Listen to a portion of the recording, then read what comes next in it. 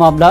फिर लॉकडाउन लगे, क्यों लगाया जाए, कितना लगाया जाए, सरकार को बहुत जो है इस मामले पर सफाई देनी है सुप्रीम कोर्ट में। और आगे बढ़ेंगे। दिल्ली में कोरोना का सितम जारी है। कोरोना से मरने वालों की तादाद में रिकॉर्ड इजाफा दर्ज किया गया है। पिछले 24 घंटों में 380 अफराद ने कोरोना से दम तोड़ दिया। साथ ही एक दिन में 20,221 नए मामले भी दर्ज किए गए हैं।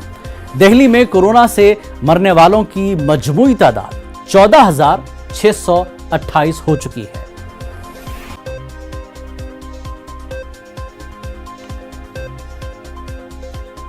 और रवि मिश्रा इस वक्त हमारे साथ, हमारे नुमाइंदे दिल्ली से रास्त जुड़ चुके हैं। दिल्ली की सूरत हाल, रवि मिश्रा क्या कह रही है दिल्ली की सूरत हाल, और दिल्ली सरकार क्या कुछ कर रही है इस पूरे मामले में, क्योंकि मसाइल बहुत हैं, चैलेंजेस बहुत हैं।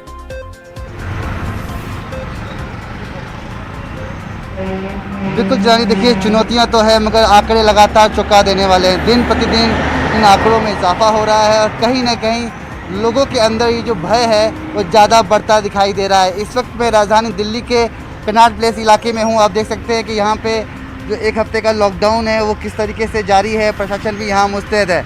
मगर बात करें राजधानी दिल्ली के बीते 24 घंटे के आंकड़ों की, तो 20,201 ये आंकड़े हैं और कहीं ना कहीं अब तक 380 लोग जान अपनी गंवा चुके हैं 24 घंटे में। तो ये आंकड़ा काफ़ी बड़ा और चौंका देने वाला है।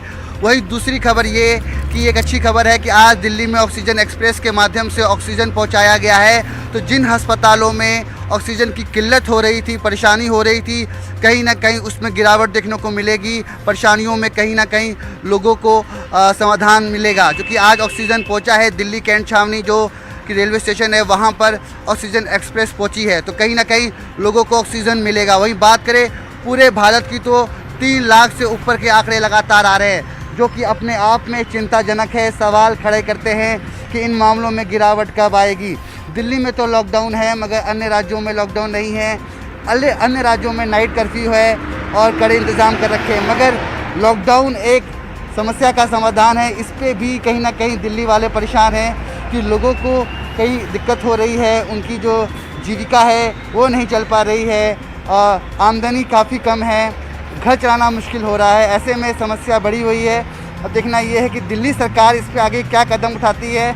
फ़िलहाल दिल्ली में ऑक्सीजन की कमी काफ़ी देखने को मिल रही है, बेड की समस्या देखने को मिल रही है।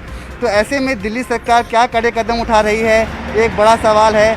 देखना ये भी होगा कि क्या अरविंद केजरीवाल आज प्रेस वार्ता के माध्यम से क्या कुछ कहते हैं, ये भी एक बड़ा सवाल हो सकता है। जी बिल्कुल, बहुत बहुत शुक्रिया रवि मिश्रा इस पूरी जानकारी के लिए। दिल्ली के सामने मसाइल जरूर